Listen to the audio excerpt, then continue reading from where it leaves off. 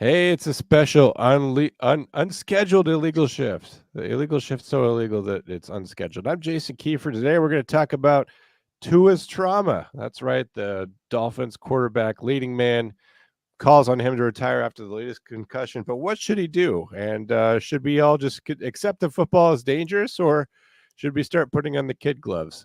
Kiefer, I know you're a big fan of those weird hats that they were all planning on wearing before the season. We're also going to talk to Kansas City's big upset or big win over the poor Bengals. Sorry, Keith. Big upsets around the league in week 2, and of course, the Cowboys. All right, with your permission, I'll go ahead and start the show. Just go ahead and start it. Just do it. The growing calls across the nation to defund the Giving them business down there at the 15-yard penalty. There was no foul on the play. It was not a hold. The defender was just overpowered. Illegal shift on the kicking team. That penalty is refused. First down. Guns up, giddy up, Wolfpack. It's failure to stop. It's the #1 podcast platform where you go to be entertained and informed as a first responder or as one of our friends. Illegal Shift is the show where we take a break from news, sports. Well, we don't take a break from sports. Sometimes we do about halfway through. We take a break from politics to talk about something else. Sports is the other thing in the world. No, we're not a heavy sports show, but we're here to distract you from the things that are going on. I think sports can be a good thing for that. If all you care about is sports, that's a problem. But I think sports is a good way to distract yourself from the Western civilization falling apart. Kiefer, firefighter somewhere in the American Midwest, the Buckeye State. How are you doing, Lieutenant? It's been a while since I've seen you. We took 2 weeks off because I just had to leave on a Wednesday and come back on a Wednesday. So I didn't get to see you. How are you doing, man? I've missed you a ton. I missed you too. It was hard being away for week 1. Like, at one point, like, I realized I'm going to Florida. I'm like, why am I going to Florida week 1 of NFL? Like, here's what happened to me, just to show you how stupid I am. So in my home market, America, they're showing the Cowboys-Browns game. I fly to a place where the only other game that's on TV at that time is a Buccaneers game, and I'm in fucking Florida. So they're showing the Buccaneers game. I have to go into a Buccaneers bar to watch this Cowboys game. You bet your sweet ass I was treated like shit while I was in there. But I deserve it because I'm making decisions like this. Like, let's leave, go to Florida during week 1. And it made no sense. But I also got to go down to Raymond James Stadium while I was there. I went to Tampa. I got to tell you, I don't know if you've ever been there, but it's a really nice stadium. I've heard that. I've never been to it. It's nicer than the Viking Stadium. The Viking Stadium is pure trash. It looks like I don't know if you remember the first Star Wars movies. There's the Sand People. Yeah. They get in this big crawler thing. That's what the Viking Stadium looks like. It's not a good look, and inside it feels like an industrial warehouse. But Raymond James, open stadium, very, very, very posh. We went into some of the clubhouses and things like that. I got to walk on the pirate ship. They let me fire a cannon. Unfortunately, one of the tourists thought it was a joke, and he thought that a T-shirt would hit him. It was a full-sized cannonball, and he passed away. However, due to this happening every single time they go on a tour, I was not charged with negligent homicide. So it was no big deal. They just buried him in the end zone. Really not a problem. They already had the field torn up anyway, so it was really no big deal. But one thing that was interesting, just from point of view of first responder, we go into Raymond James, and the first thing they show us is the drunk tank, the jail, and it looks just like a jail, just like a modern jail, not like with bars or anything, but with doors that don't have doorknobs on the inside. And they said, we're going to give you warnings, and we're going to give you warnings and warnings. But if the police come, they're going to give you warnings. And if you don't listen to the fucking police, you're going to come here and you're going to be here for the rest of the game, and you're going to get trespassed. And then in order to buy tickets again, you have to go through like an appeals court thing. Oh, wow. So like if you run afoul of them at Raymond James Stadium, it literally is like any other criminal problem. Like, you have to ask to come back. But one thing that was cool is that they said, have a gander inside holding cell number 1. And there was a skeleton in there wearing a Saints t-shirt. That's pretty good. Yeah. What was funny is they said that, the Saints fans, being from New Orleans, they come in there, they're all rowdy, they're the division rivals. But they said, and I hadn't identified myself as a Cowboys fan on the tour because I'm trying to be a gentleman, just let everyone enjoy the special time, And I don't have to remind them that 5 Super Bowls is better than 2 Super Bowls. I don't need to be the one to tell them that. But without prompting or anything, they said far and away the worst fans to ever come to the stadium though are Eagles fans, and I'm like, yeah, it just confirms everything that I know about Eagles fans being awful. We're live today for the members only. We are early also, just to explain what the hell's going on. Some of you don't notice anything's weird because you never watch the show, but we never normally go live on Tuesday. What we're going to try to do is bring you more illegal shift, because what we saw last season is that all the games would happen, and then everyone would react. Everyone turns on McAfee, Stephen A. Smith, all these other jabronis. And then by the time Thursday came around, ain't nobody care no more about what just happened last week. And we're trying to time for that.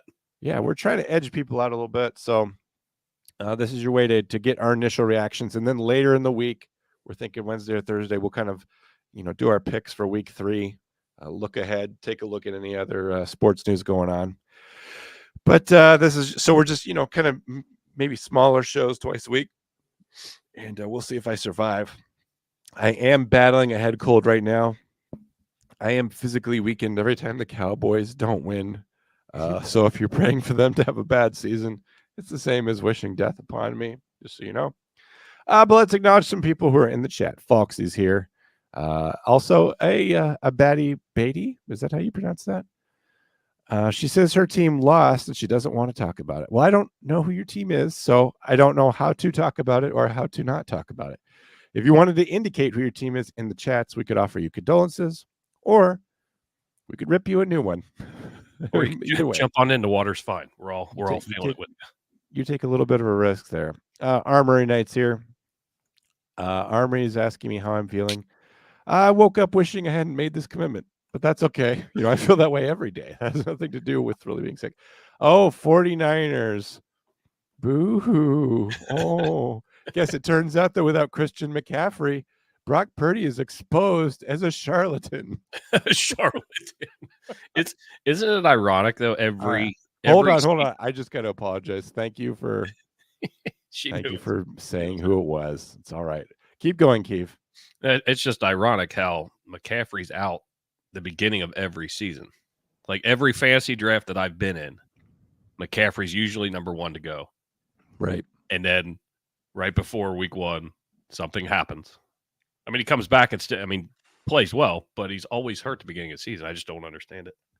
He's probably the most efficient and most important of players in the NFL. And I can certainly understand why missing him would be a problem. We had the same thing with the Cowboys back in the 90s. Troy Aikman, Hall of Fame quarterback, well known, but I don't think he would have been anything if it had not been for Emmitt Smith. Emmitt Smith was our own Christian McCaffrey back then. Yeah. Case in point, Drew Bledsoe had a season with more passing yards just for the Cowboys than Troy Aikman ever did. Drew Bledsoe came in subsequent to Aikman, blew him away in passing yards, but no one even remembers his season with the Cowboys. So just, a running back is everything. And Brock Purdy still relatively new at the game. It's possible that, he's a middling quarterback and he has just a great supporting cast around him. That's fine if that's what's happening, because it gets you to the Super Bowl. So, I can't sit here and call out Brock Purdy as a charlatan when what works. And we have an alleged star at the Cowboys, no pun intended, and we can't get past the wild card round, it seems. Humiliating losses. So what does it mean to have a great quarterback when, it doesn't get you anywhere? So I'm not really eating the lunch of Brock Purdy. Obviously, I think he's a really good guy, and everything I've seen from him, just in terms of character and things like that, make me like him. Same for CJ Stroud. We covered on an episode of Illegal Shift last fall that when he came out for his post-game interview, that he thanked Jesus Christ, his Lord and Savior, and that the NBC had edited that out. When I was watching the game, when they had just beaten the Bears Sunday night, he came out and did the same thing, and NBC did not edit it. So Yeah, when you texted me that, I was like, "Oh shit!" Yeah, either So I NBC forgot forgot, or they forgot to oppress Christians, or they're just asleep at the wheel, or maybe they're all Bears fans and they were all upset. Who knows? FYI, in my preparation of being in the studio, I did not flip over my Google account, so I cannot type in the chats, but I will verbally chat. He will verbally talk to you today. In a rare move, he's actually just going to speak to the people in the chats. We also got Murph 530 is here. What games have we covered so far? We haven't covered any games so far. We're just, kind of shooting the shit and talking about what went wrong. The Browns are going to the Super Bowl this year. Which sport, though? Which Super Bowl? Browns? Yeah. Not going well for them. All right. We can get into it here. Would you like me to pay the bills? Yeah, let's pay the bills first. I realize we don't have to fucking do that. You know why? This is a members only show. So every single person that's here is already paid to be here. True. And when this re-airs on one more and I'm out of here, those bills don't matter. Doesn't support that show. Those bills don't matter. Yeah, I'm not reading a Ghost Bed ad. This is the first Failure to Stop episode ever. There's like, Ghost Bed. No, I'm just kidding. I do love Ghost Bed, and you should use the offer code Wolfpack to buy as many Ghost Beds as possible. Because frankly, if people don't buy Ghost Beds, we're all going away because I will not do this for free. We're going to talk a little bit about Tua Tagovailoa. I get that name right. That's pretty good, actually. If not, Thank you. Spot on. Thank you. I do try. I always have to second guess myself. Shohei Ohtani. This from ESPN. Dolphins are going to sign Huntley. They won't put Tagovailoa on injured reserve. I'm going to read a couple articles about this, but we have to figure out a way forward for the Dolphins. We have no idea what's going on with Tagovailoa's health. We have no idea if he intends to retire. If he does retire, it's going to leave the Dolphins holding a huge bag of money to pay out for him because he did just get his contract renewed. And he would sail off into the sunset, and they would not have any money to hire anybody. This from Miami, home of Tyreek Hill and getting away with shit. Miami Dolphins quarterback Tua Tagovailoa will not be placed on injured reserve. Coach Mike McDaniel, the future serial killer, said on Monday, at least not until more information becomes available. Tagovailoa remains in the NFL's return to participation protocol after suffering a concussion on Thursday's loss to the Buffalo Bills. Mike McDaniel said it's too early to say whether Tua will be placed on IR, but that he and general manager Chris Greer will make that decision and once further evaluation has been completed. McDaniel declined to comment on reports that Tua is not considering retirement and reiterated that what he told local media Friday, that Tua should be allowed to speak on his own career, which I agree with. Mm-hmm. As far as Tua's career is concerned, I think it's the utmost priority for mine and for Tua to speak on his own career. And I think as far as I'm concerned, I'm just worried about the human being and where that's day to day. I'll let Tua be a champion of his own career and speak on that. Future serial killer Mike McDaniel confirmed that the Dolphins are signing quarterback Tyler Huntley from the Baltimore Ravens' practice squad. We've seen Huntley. He played for the Browns and the Packers, didn't he? Packers, I believe. Browns, I can't speak. I have to double check on that. He's one of those guys where you could get him instantly confused with Tyrod Taylor and not be sure where he's at. While the team publicly insists there's no timeline for Tua's return, the NFL rules essentially require players signed from another team's practice squad to remain on their new team's 53-man active roster for at least 3 weeks. So I think they're committed to at least 3 weeks of not seeing Tua in action, which is tough. Teams can release the player before the 3-week minimum, but cannot replace him on their active roster until the requirement is satisfied, meaning they can cut him loose, but then they would have a 52-man roster. Might as well just keep him. He can at least, run around, bring towels and water to people. Mike McDaniel said Friday that he expects Tagovailoa to miss a week's game against the Seahawks. The third-year veteran Skylar Thompson will start in his place. That's right, Skylar Thompson. Some dude I've never even heard of. I have no doubts in my mind that Skylar's going to go out there and do the best he can. Of course he's going to do the best he can. That's not exactly a vote of confidence. Wasn't it one of the last episodes where I'm going to give it 100%. And then we got into a big diatribe about that. Huntley, I should have known this. Browns and Ravens. Thank you for double checking. No Packers. Was I correct? No, because I said Packers. But I should have known that's my division. But I remembered him with the Ravens. The Packers, I wasn't sure. I tried to picture him in a jersey. I'm like, yeah, that could have happened. Well, that's because of the Tyrod Taylor effect, or just so many other guys. You're like picturing it. You're like, you could, and all of a sudden, like, it's almost like, do you remember the little, when we were kids, they used to have like the little books where you had like the characters and you could change their costumes with pieces of paper? Yes, I do. I do remember those. What were those called? But we can do those with NFL players where, like, in our minds, we picture them and then just like the uniform swaps out. And it's just like, I don't know. Any of those look right, you know? The last name on that jersey looks correct. Yeah. And just with so many teams looking the same. Anyway, we have no way of knowing. I have no doubts in my mind that he's going to go out there and do the best he can. Of course he is. You know, this is a big opportunity for Skylar Thompson. We just saw this in Green Bay, where we had a second-string quarterback go out there and ball out, and he gets a chance to kind of vindicate himself and fight for a starting job somewhere. So good luck to Skylar Thompson. This is surely an opportunity for him to do something somewhere. I have no hesitation about Skylar Thompson going out there at quarterback one this week. Well, of course they don't. They literally hired the guy to do this job. They said, hey, you know, if Tua has a glass skeleton again, and we need someone to go out there and replace him, who will that be? Well, we should hire a backup quarterback. That's what they were thinking, you know, kind of, they're innovators. And so they got Skylar Thompson to go out there and do that. Huntley has started 10 games in his 4-year career, mostly for the Ravens. He was named to the Pro Bowl in 2022. So he's a Pro Bowl quarterback. Good for him. After helping guide them to the playoffs in the place of Lamar Jackson. I remember him now. Yes, I remember him. He started Baltimore's playoff loss to the Cincinnati Bengals.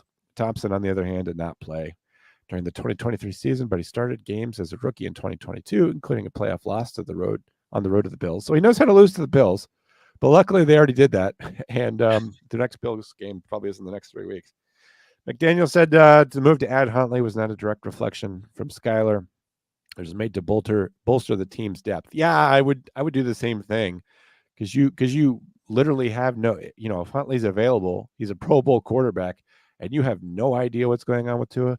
They could get back, you know, test results from this guy that say, hey, you got a big gray spot here that wasn't there before. Right. And you're bound to forget the face of your wife in the coming days, you know, and at that point, you know, you definitely want to have some plan in place, particularly if you could do it on the cheap. I do think that helps the team's dynamic in the quarterback's room to add another guy with starting history with this team.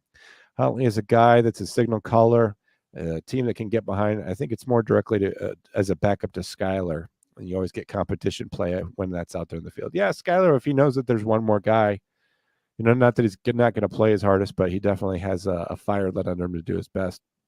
But let's talk about the calls for him to retire. You know, it was the coach of the Raiders and some other people were telling him that he needed to get out of here. We all remember, what was it, 2022? He took that bad hit, and then he's like on the ground. And now you're a paramedic, Keith, so you're going to have to explain it to me. But like, well, after there's head trauma and there's like convulsions, you know, what the fuck was that? So they call Death rattle? So they call it either decorticate posturing or decerebrate. Decorticate is where you're going in toward your core. Decerebrate's where you're like this, but you have involuntary actions. And you know, when he got hit, you saw his fingers just like, you know, and he's, you know, laying there doing this. Yeah. It just depends on what part of the brain gets hit. That'll, you know, which part gets scrambled, you know, dictates how that happens. But yeah, as soon as he got hit that first time, and then as soon as he got hit, you know, last week, I was like, oh fuck, this guy's screwed. Because now this is his third recorded. Yeah, and we don't even know how many he's had that haven't been documented. When I saw him doing that, what did you call it? It's either that was more decerebrate posturing. Decerebrate. Correct. His eggs got scrambled. When he was doing this stuff here, I thought he was, you know, his brain trauma would be that like we were not going to see or talk to Tua Tagovailoa ever again. Because I'm a layman, right? I don't see shit when I'm on the phone on 911 and seeing that stuff real time.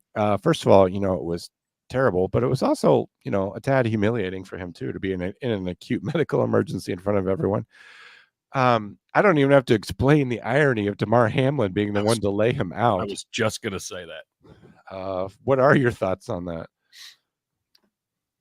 Just, I mean, ironic. I mean, that's really all I have. I mean, does he put him out? You know, a guy that died on the field and got brought back, didn't think he was going to play football ever again. I'm just glad Tua got back up again, because if Hamlin had laid him out, like the narrative would have been, Oh my just God. like this is death sports. You know, you have people who are died killing each other. Like you know, ancient Roman times. yeah, that would seriously be the talk, at least in some channels. It wouldn't be ESPN, but you know, ABC and things like that. They would be like, you know, when are we going to finally take this shit seriously? And like we've covered in the show before, there's already a serious effort to you know, take the physicality out of football, you know, getting rid of the hip drop tackle and the rise of flag football insidiously into our society. You're always seeing, you know, how to join flag football coming in the Olympics. It's almost like the situation with Huntley. Like we're getting ready to be entering uncertain times of the future of football, and we want to be able to transition seamlessly into the next thing. Well, unfortunately, 530 says Damar has to kill other athletes to keep him alive now. like a vampire. That makes sense. I like how I was getting serious, and then you guys brought me back. That's good. But you know, just it is insidious. They're getting ready to replace him, and I hate to be like, you know, for those of us that like sports, some of you guys in the listening don't give a fuck. But you know, it would be bad, you know, if that happened, because something's going to happen, right? Someone's going to be grievously injured at some point. It's going to happen in the NFL. We have a long history of grievous injuries, you know, Alex Smith being one of them. It wasn't a head injury, it was a leg injury. Teddy Bridgewater almost had his leg amputated. I mean, so there's other people that I can kind of point to as signs of this game being very dangerous. Of course, who's that guy back in the 80s for the Redskins, Keith? I just can't remember his name right now. It's just slipped my mind, but I don't often think of him when it comes to Joe Theismann. Theismann, yeah. And he had the exact same injury on the exact same date. I know. Him and Alex Smith are like the whole Lincoln and Kennedy thing. Exactly. They have so much in common. Let me ask you, if you were two his family members, what would you be telling him? If he can walk away with all that money, get the fuck out of there. Because that's what I would say if I loved him. If I'm a Dolphins fan, I'd be like, come on, man, like, do more jujitsu. So I was that was his whole plan. Well, while you were going through, because I couldn't remember exactly how his contract was set up, but this says CBS Sports said he got $93.17 million guaranteed at signing.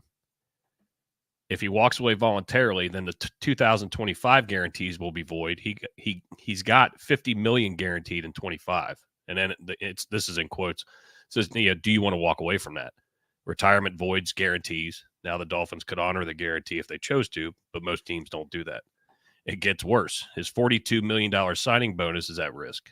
When you retire, the remaining proration of the bonus, or about $33.6 million, can be recouped.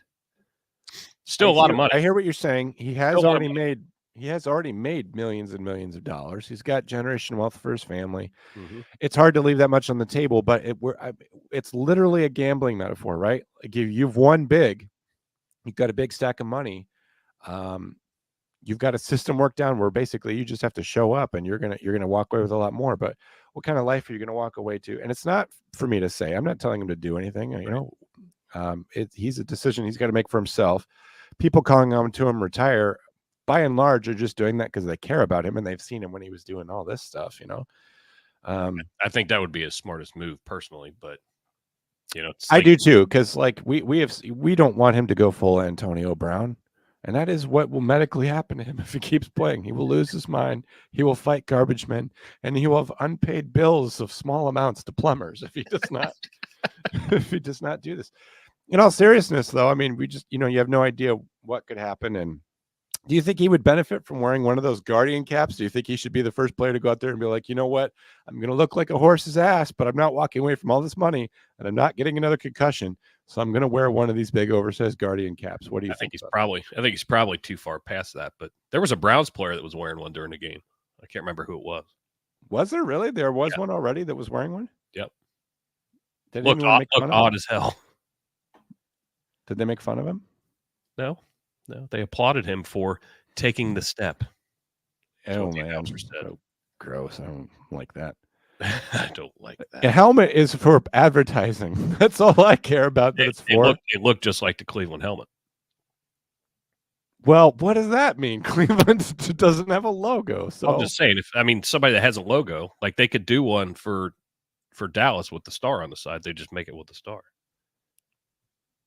I'm trying to figure out who it was. Oh yeah, I see him. Jeremiah Osowu Komomora. Yes, And they tried to make it look like a regular helmet. and they call him JOK because the announcers are too lazy to figure out how to pronounce. Well, but we call him Tua as well, so because we don't want to go through the effort to say Tagovailoa. But you see why I couldn't remember who it was.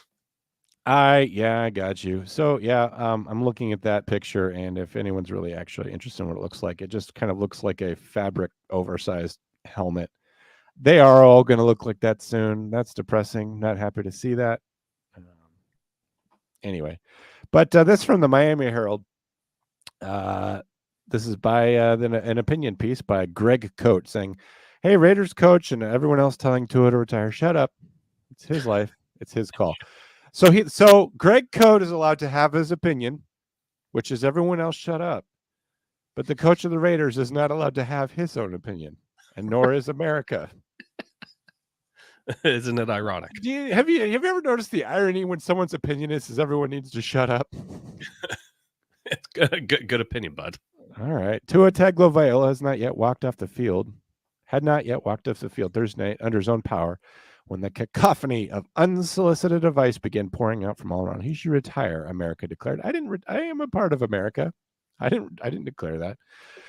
By apparent immediate consensus, social media concluded the Dolphins quarterback fourth concussion, but first in almost 2 years, should end his football career. In the post-game news conference that night with his head coach, future serial killer Mike McDaniel, he made a plea that had zero shot of being heard or respected when he said to the inevitable retirement questions from the media, "It would be so wrong of me to even sniff that subject. And it's more in line with actually caring about the human being. You're talking about his career. I just wish that people would for a second hear what I'm saying. That bringing up his future is not in the best interest of him. So I'm going to plead with everybody that does genuinely care that that should be the last thing on your mind." He's making a good point for a future serial killer. Instead, it was the first thing, seemingly the only thing in the minds of attention-seeking, self-appointed guardians of Tagovailoa's best interest. Des Bryant. That's it. The NFL, go ahead and do the right thing. Tua has entirely way too many concussions, needs to retire for his longevity and health concerns. I would not agree with Des and call on the NFL to retire him. I don't know how the NFL could make the decision to retire a player. Shannon Sharp, big idiot, took time out of his. I don't. Again, this and I just editorialized, but Greg Coates about to do him one better. Shannon Sharp took time out of his broadcasting himself on Instagram having sex to say. Apparently, he did that. I have no idea. Really hope Tua is okay. He's got to seriously think about shutting it down. His concussions are getting worse and worse, and he's a young man with his entire life ahead of him. He could be having sex on Instagram, just as an example. The noise escalated when a sitting NFL coach, Antonio Pierce from the Las Vegas Raiders, said in a news conference, "He's going to live longer than he's going to play football. Take care of your family." I tell him to retire. It's not worth it. Well, here's the other thing. You got to remember that the Raiders and the Dolphins are AFC rivals. He's like, just go, seriously. Oh, you're always going to hear from an opponent coach in your conference that you should retire. I mean, do you not think that the head coach of the Eagles doesn't think that Dak Prescott should retire? He's been calling on him to retire for years now. So I hope you pack your locker up, bud. I'll help you. Think of your family. Quit being so damn selfish. With that, Pierce broke an unwritten rule that one coach does not butt in on another coach's business. That's true. It was unprofessional, but also precisely what McDaniel had implored others not to do. To Pierce, he capitalized the wrong letter here, so I guess Greg Coates a piece of shit when it comes to his opinion. To Pierce and the others loudly trying to make Tagovailoa's very personal decision for him, well, the phrase "shut the bleep up" comes to mind. It bears noting Tagovailoa played every game in a healthy 2023 season, which was also a bad season before Thursday's reoccurrence. NFL's Ian Rappaport reported Sunday that Tagovailoa would not retire. That was predictable. Well, of course, he's not going to say, "I'm going to retire," and then not retire. Who is he? Tom Brady? He's not going to do that. What kind of piece of shit does that? He's not Brett Favre. He's not going to do that.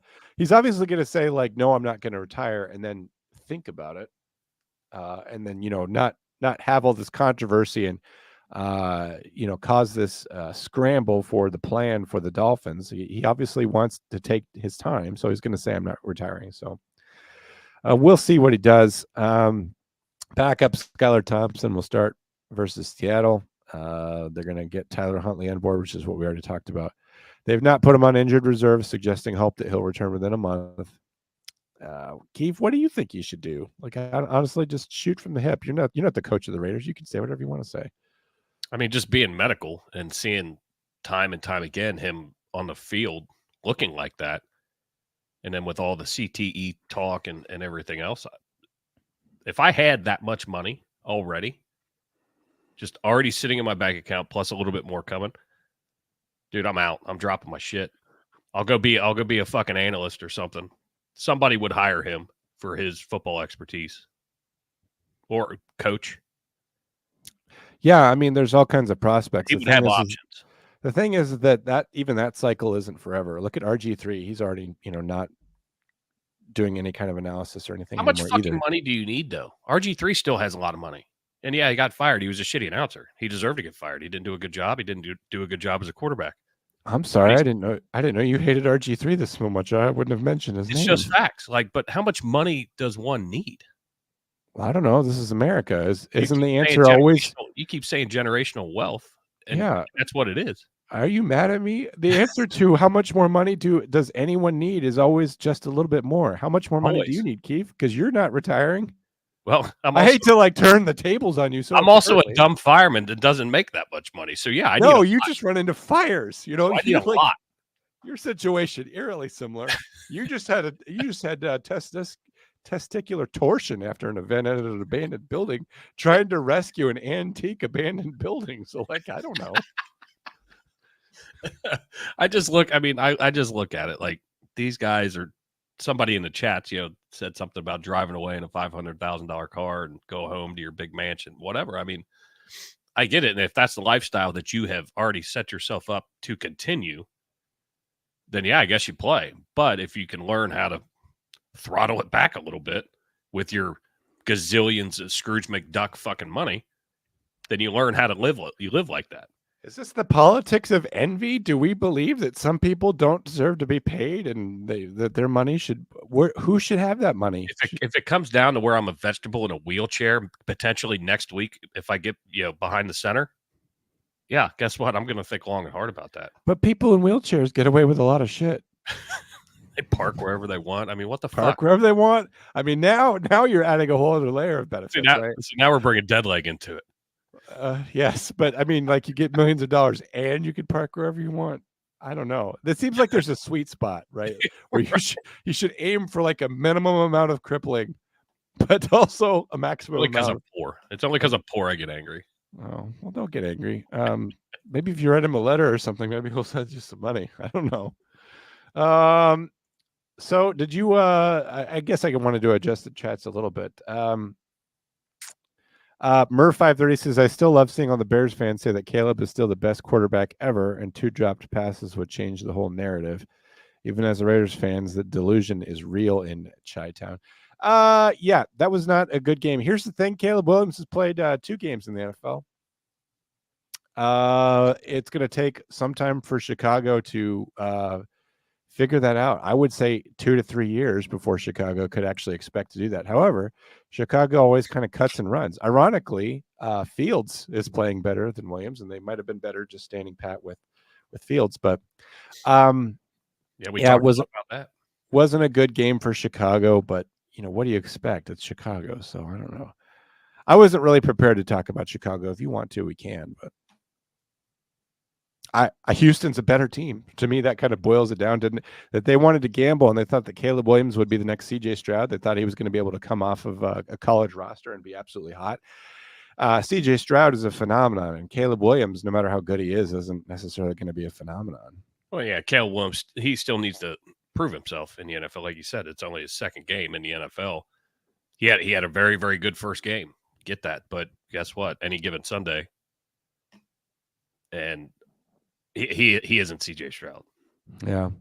Congratulations to Murr on betting on the Falcons last night. It was a week of upsets. That is something that we plan to talk about. In fact, I even have a full graphic for it, just case in point. That's proof that we were definitely going to talk about it. It's proven. Everything went bad this week. If you were betting, doing anything like that, the Cowboys, was that even really an upset? I have no idea. But let's read this from the Associated Press. Sports betting roundup. Close games and upsets highlight week 2 of the NFL. A crazy week 2 was highlighted by a number of close games coming down in the final seconds and a few big upsets along the way. Going into Monday Night Football, favorites went 8-7 straight up, but 5-9-1 against the spread. Road teams had a good week, going 10-4-1 against the spread. Though the first 2 weeks of the season, underdogs of 6 or more points are 8-0 against the spread. College football slate was pretty standard with the top teams winning. Yeah, it's rare that college football will surprise you. Trends of the week: trailing the Houston Texans 19-10 with 2:51 remaining on Sunday Night Football. The Bears kicker Cairo Santos booted a 50-yard field goal to make it a 19-13 game, which is not enough to win. That may seem like a meaningless kick, but for bettors at BetMGM Online, it's a big win.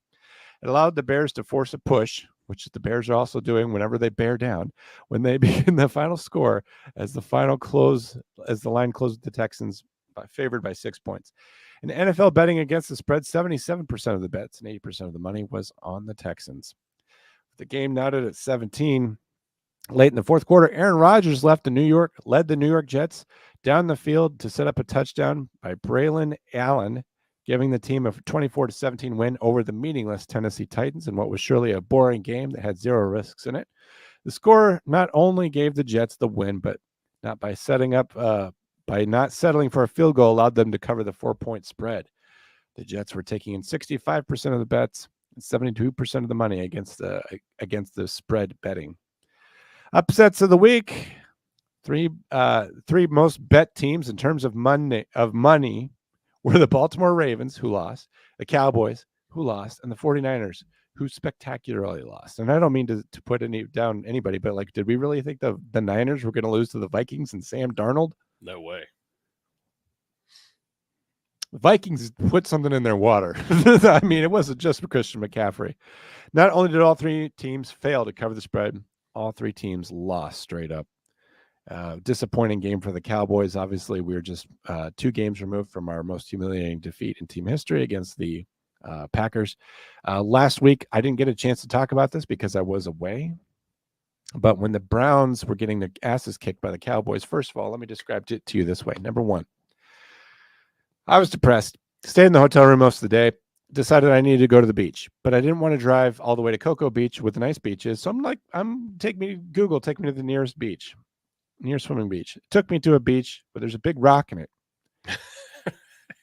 And instead of realizing, because I thought I've missed most of the Cowboys game because I'm still on Central Time in my brain.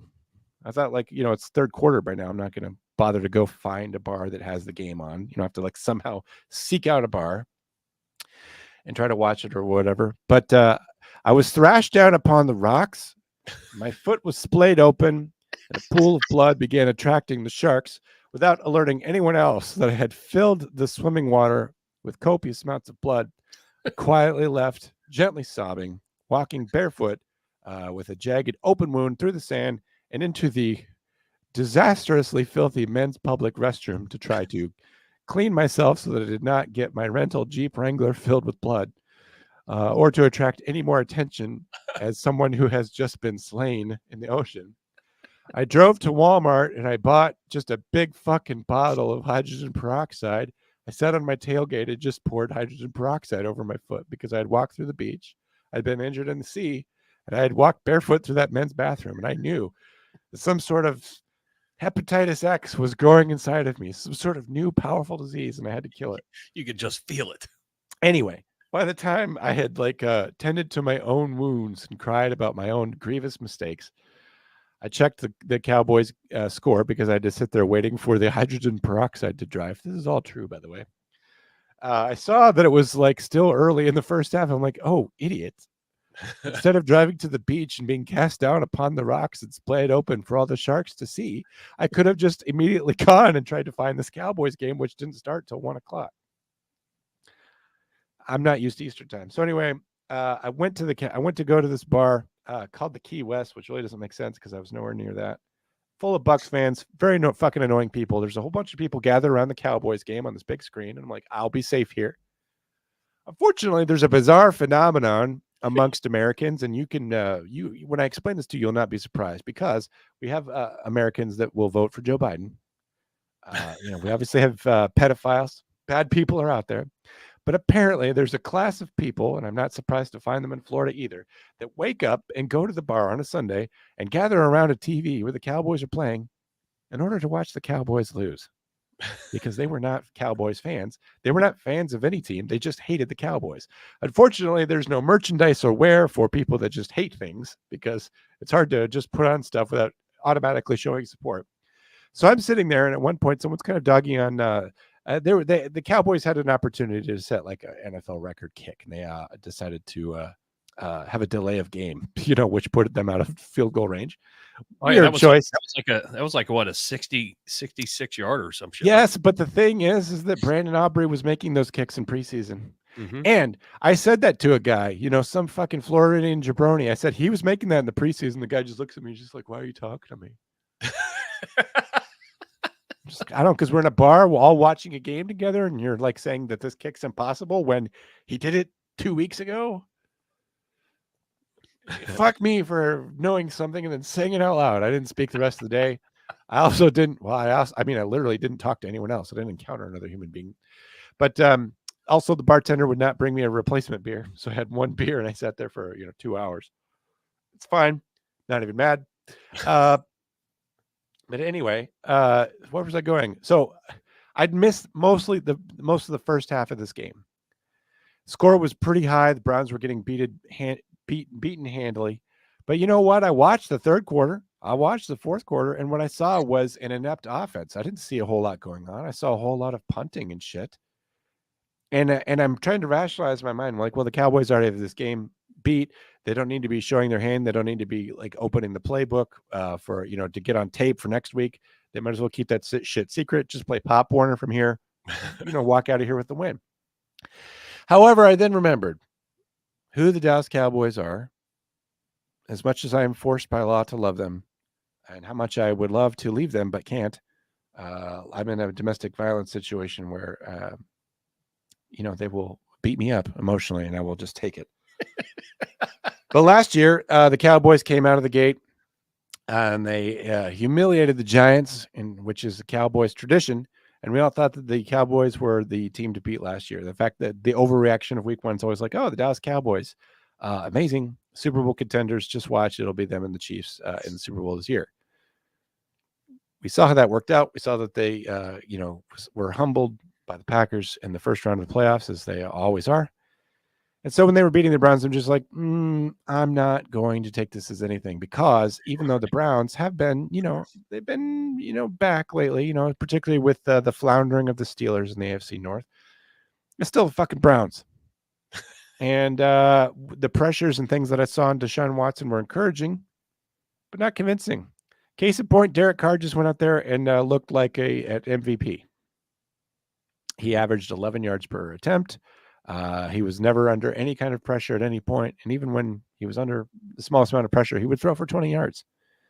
So this defense, this Mike Zimmer defense, the second coming of Mike Zimmer, the reinvention of Dan Quinn's awesome defense, goes out there and does nothing against this team. The Saints, the fucking Saints. Now, I know what you're saying, Keith. Well, some teams just have their number. The 49ers always seem to have the Cowboys number. It's just the Saints' turn. No, it's the fucking Saints, man. In case in point, we're going up against the Ravens, who also lost against the Raiders this week. This will be a good litmus test. If we go 1-2, I'm out. I may not even talk about the Cowboys the rest of the year. My enthusiasm's never been lower. I'm like thinking about I could be a Crimson Tide fan, right? Like I'm allowed to do that at age 40. Am I allowed to join at age 40?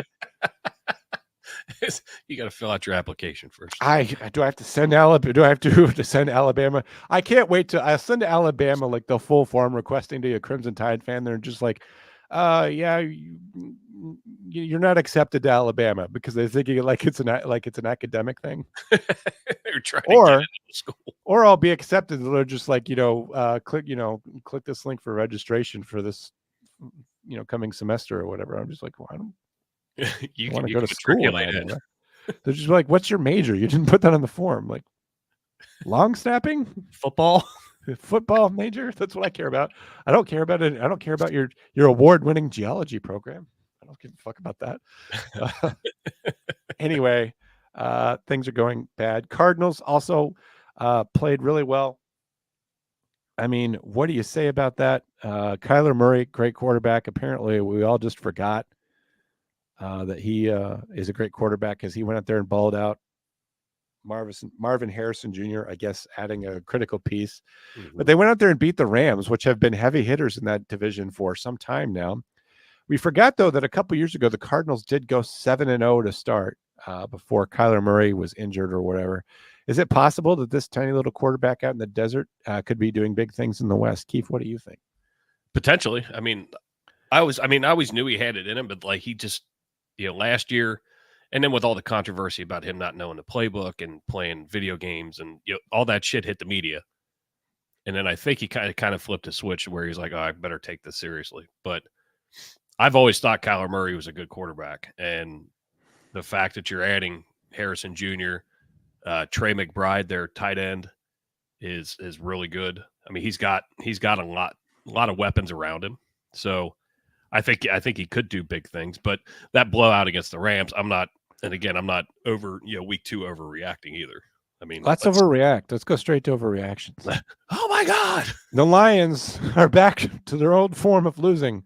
No, the Lions was an interesting game. It was a close one. Campbell still playing very aggressive, going for it on 4th down, even had a fake punt at one point, which paid off. Baker Mayfield under all kinds of pressure. We saw him scrambling to get out of sacks, which is something you don't want to see Baker Mayfield doing. But good for the Buccaneers to be able to pull off a win on the road. It was sort of amazing to see. It got them a little bit of revenge for their playoff loss last year. The Ravens being 0-2 is insane to me. They were at the AFC Championship game last year. If I have any hope, the Ravens will go 0-3, which it's just the odds of the Ravens going 0-3. Like, apart from the Cowboys, even if they weren't playing the Cowboys this week, the odds of that are not very good. I mean, I can't believe they lost Sunday. Indianapolis, they thought that Malik Willis, that based off of his play in the NFL, there was no chance that Indianapolis could lose, particularly with them kind of being resurgent. I watched that game. The Packers played it conservative. They ran all over them. They had an excellent running game, which Indianapolis was inept to stop. And then there was also interceptions and other problems on Indianapolis' side. Indianapolis is one of those teams where they look kind of neat. I don't know. I don't have feelings about them. Maybe I could become an Indianapolis Colts fan. I try. And then nothing happens. But like the Colts are like one of those teams where like, well, if I wanted to divorce the Cowboys, like maybe I could be a Colts fan. But then this shit happens, like losing to the Packers. Like that doesn't make me inspired. Like I hate the Packers. So maybe I should just join. Maybe I should just become fans of a team that I hate. What do you think about that, Keith? I think you should just become a Bengals fan. That's what I said. That's what I said. Well, no, I'm just kidding. I don't hate the Bengals. They got cool tiger stripes things. Chad Ochocinco. Former. Used to have them. Amber says, I look like a snack today. I look ill. Thank you for being so kind to me, especially since I essentially gaslighted you to becoming a member last night. I wonder if your illness is associated with your splitting your foot open. It probably is. You have some type of internal some sort of ocean trichinosis. I don't know what it is. It's very bad. Since we just got done talking about me and how I don't feel joy for life, did you want to after this? Did you want to talk about your Kansas City game at all? Sure. Would you like me to read a recap and then you can kind of tell me your feelings and we can kind of work through the problem together? Yeah, recap it. Let's do that. All right, this is from Sports Illustrated. Cincinnati Bengals recap and takeaways following the heartbreaking 26-25 loss to the Kansas City Chiefs. The Bengals are 0-2. Keith, do I have to tell you what their odds are for doing anything after they start 0-2? I live it. I live it all the time. Now, we have gone 0-2 and ended up finishing out pretty well. Doesn't happen often. Keith remains optimistic. That's good. All right, so the Bengals lost to the Chiefs in a 26-25 thriller. I did watch the recap, and I thought it was an interesting game. Here's a recap and takeaway. First quarter, the Bengals got their tight end room involved early, whether it was veteran Drew Sample, free agent addition Mike Gesicki, or rookie Eric All Jr., the Bengals used play action to effectively create open looks and easy throws for Joe Burrow. However, the offense sputtered in the red zone. The Bengals could only come away with a field goal in their first drive. A false start from Trent Brown to start their second offensive possession had the Bengals playing from behind early on. They got a nice chunk play from Zach Moss, an incomplete pass and a short scramble that forced the Bengals to punt. And Akeem Davis gather interception gave the Bengals great field position to start their third drive. The first quarter was an impressive for the Bengals after a rough week one performance, though it felt like Chris Jones was making a point to go after Cordell Volson early. He had limited success. Drew Tranquil seemed to be in every play of the first quarter, whether pressuring Joe Burrow or being an impact player in the run game. However, Bengals seemed to be leaning into their play action game to stay on schedule and get on board in the first quarter. The red zone struggles kept the game close, though. Going all the way through to the fourth quarter, the Bengals' first drive in the fourth quarter came to a quick end after two incompletions. Then Burrow scrambled on a third down after Chris Jones got past Cordell Volson. Burrow fumbled, and Chamari Connor scooped up the ball and took it nearly 40 yards for a touchdown. Has to hurt anytime the Chiefs defense is scoring. In fact, you might argue that was the difference maker in this game. After a failed 2-point conversion, the Chiefs were up 23-22. The running back got the offense moving on the next possession. The Bengals were even able to dig themselves out of a first and long, though a personal foul called on Jamar Chase finally backed the Bengals offense into a third and long. Gesicki gained 10 yards on the down, but the Bengals still settled for an impressive 53-yard field goal. After a defensive battle, the Chiefs punted and gave it back to the Bengals with just under 7 minutes remaining in the contest. The Bengals looked poised to put the game away as they drove down the field on the backs of their solid run game and their tight ends. However, a drop from Isovius, am I pronouncing that correctly, Keith? Yes. Yes! That's a touchdown for me. And a sack led to the Bengals to hand the ball back to the Chiefs just outside the red zone. Trey Hendrickson was able to top off an impressive showing by drawing an illegal hands to the face penalty, which is apparently part of the strategy of the games, drawing penalties, which put the Chiefs into a fourth and long situation inside their 40-yard line. However, after a deep shot to Rashee Rice resulted in pass interference called on rookie Dijon Anthony. Did I get that correct? Yes. Yes! The Chiefs had set themselves up for another game-winning field goal against the Bengals. Harrison Butker, all-around great guy, drilled a 51-yarder right down the middle to win the game. It's a penalty-ridden fourth quarter, too much to overcome to what seemed to be a dominant Bengals team. At 54 yards of penalties in one quarter alone and a strip sack that ruined 2 of 3 of their fourth quarter possessions. Through the run game, though, it looked impressive, and they had the lead and the ball. They couldn't stand the field, drain enough clock, or score enough points to come away with the win. If the Bengals hope to replicate their past success, they're going to have to clean up these mental errors that crippled them in Kansas City. They're going to have to showcase a more balanced offense.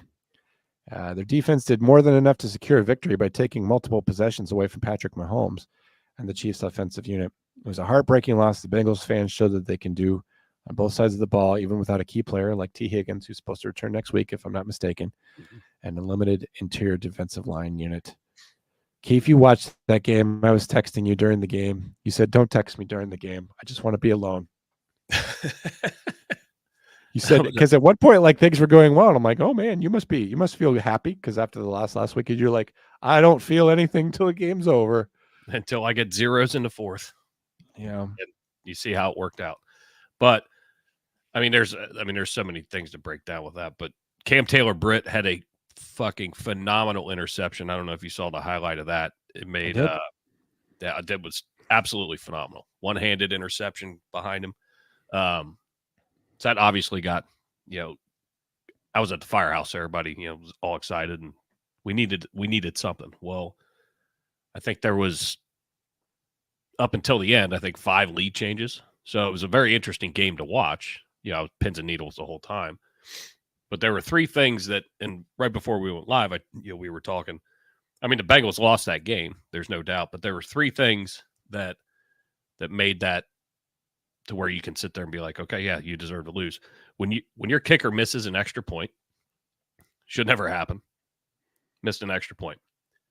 You had Jamar Chase, who I'm still a fan. I like him, but he's in the middle of a big contract issue to where he's saying he felt misled by the Bengals and he's not negotiating anymore this year, which, mind you, he still has this year and next year on his contract. His bitch ass wants to go and start yelling at a referee multiple times while his quarterback is trying to pull him away. Fuck you, Jamar Chase, because now you just got a personal foul. So that fucked us. And then you have, I can't remember the defender coming up and hitting the receiver before the ball's there, which now puts them in that field goal position. Those are 3 discipline things that need to be fixed, and that's part of the reason why they lost the game, if not most. And that's where I'm like, you know what? They deserve to lose this one, but they did play much better than I thought they were going to play. And the Chiefs and the Bengals over the last 3 years has always been pretty tight, pretty tight game. So what are you shaking your head for? Oh, Mur530 says that the Raiders have the best jerseys. I just think that's definitely not true. I don't know why. I've never heard anyone even say that before. It's so weird. Mur530 also says, ew, don't get on the bandwagon. I'll call you a Swiftie, and that's all.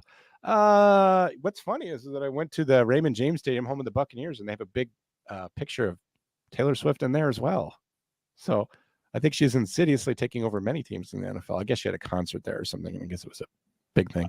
I saw a funny meme that you'll appreciate, John, and you may have seen it, but it's a picture of Taylor, in the box, celebrating the win that Harrison Butker won for them. Oh yeah, I saw that. Yeah. She's not a big fan of Harrison Butker, I'm sure, but she was still happy that he did his right.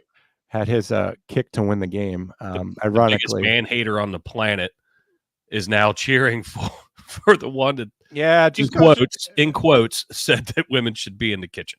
It just goes to show you how vapid and shallow Taylor Swift is, though. She doesn't even understand anything. I saw that and thought of you with the one that we covered with Butker.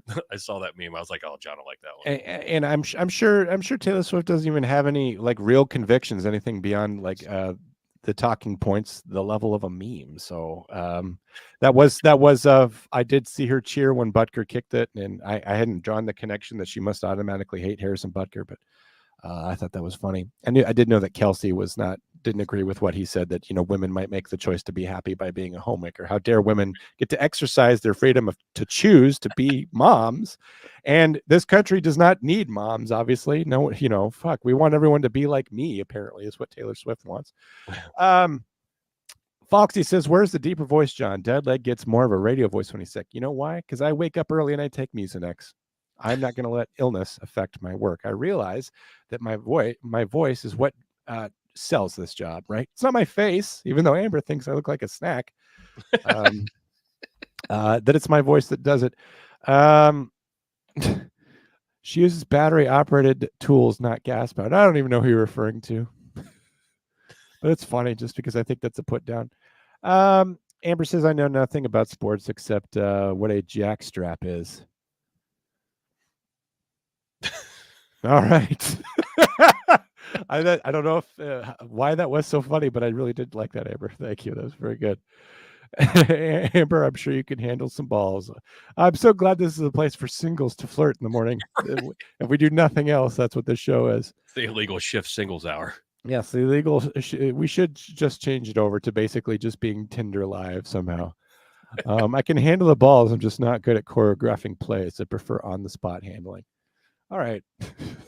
Getting a little weird today. That's good, though. I like it. Amber, you're welcome on Illegal Shift anytime. We just did kind of a big breakdown of the Chiefs Bengals game. We did that for Keith. I don't normally sit there and go through everything in great detail breaking down a game.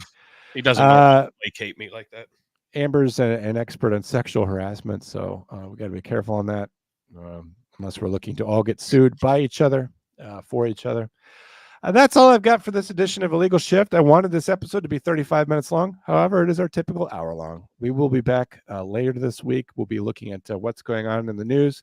Keith and I are going to have our picks. Keith, I was thinking to keep it simple, why don't we just pick the games that are going to be on national TV, like the afternoon games, Sunday afternoon games, and then the Sunday night game and Monday night game. Okay. That way we could actually keep a tally of who's winning, you versus me. Did you want to try that? Yeah, I think that's a great idea. Who are you I want you to go on the record now. Who do you think is going to win Ravens versus Cowboys? I think the Ravens got them. Are we going spreads or are we just going straight up? Just wins. I can't do spreads. Who do the Bengals have? I'm going to make my declaration about the Bengals now. We have the Commanders on Monday night. Oh, fuck. You're going to win. Fine.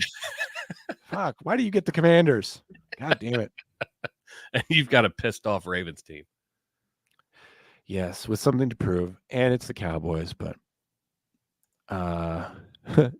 blushing is my favorite achievement. Yeah, I'm blushing, but I'm also flushed from illness, so it's hard to know when I'm blushing, Amber. I'll say this, Amber. I was chatting with you a little bit last night in the chats for during Uncuffed. There was a guy on Friday, and I know that you said everyone's got their haters, but I typically have been not a big deal on Failure to Stop because I'm not on the Friday show, my Thursday show with Comp Center, and now this. I'm not usually important enough to hate. John, you are a big deal, and you are important enough to hate. I hate you all the time, but I also love you, so it's that love-hate. Do you hate me? Don't sell yourself short. Jesus, I'm going to go drink a whole thing of NyQuil now. But anyway, that guy kind of stuck in my craw saying that I'm awful as usual or bad as usual, and that my rants are nauseating. I completely disagree with that. I love your rants. But this guy, got on my case about it, and I respond to all the comments for Failure to Stop because it's part of the algorithm that people comment on the episode, and then I have to respond. So I get to. It's my job to be hated, and then also to respond to that hate. You have to hit reply to all the comments to kind of keep the algorithm going, to show YouTube that you're an active channel and all this. And so I had to kind of defend myself, and then we went back and forth a few times, and other people were kind of saying yeah, John's not that great, and I'm just like, well, that's ridiculous. I want names as soon as this is over. I want names. Joseph Russo. But here's the stinger. Here's the stinger. He was saying you need to be calm, cool, and articulate like Eric Tansey. I love Eric, but that guy has ADHD and dyslexia. No one has ever described him as articulate. Eric can get there, and I like listening to Eric. So it's not dogging on Eric, but the idea that I'm less articulate than Eric Tansey is a little preposterous.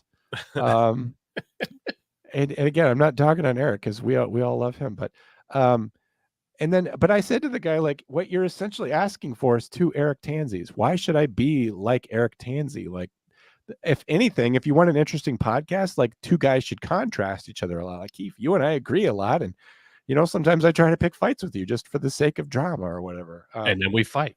And then you always call me. And then we're both on the phone just crying so hard that neither one of us. And then 20 minutes are just like, I'm sorry. And then you're like, no, I'm sorry. I got to go. I got something in my throat. Yep. And then you're like, and then you're coughing, and I'm like, is there a fire there? And you're like, yeah, I gotta go fight it. All right, I'll see you next week. See you next week. And then we're totally cool. But but just getting back to my point about you, Amber. I don't know what you're doing, flirting or something, but it's some shade of positivity that I will take over being told that I'm nauseating or awful. So thanks for your positive comments last night and for just being here today. Yeah, being a member, coming back to the Wolfpack. We appreciate you, Amber, and everyone else who watches this show. We'll be back here later this week. Armory Night, also thank you. We appreciate all you guys. Keith, I appreciate you. When's the next episode of One More and I'm Out of Here? Is that on Thursday? We are going Thursday at 6 p.m. Fantastic. Thursday at 6, you're going to see a wonderful show. They're going to be talking about Donald Trump, second attempt at taking him out. Kamala Harris dodging interviews, him dodging bullets, according to Babylon Bee. It's going to be fantastic. Thanks, everyone, for watching. I'm going to go steam myself.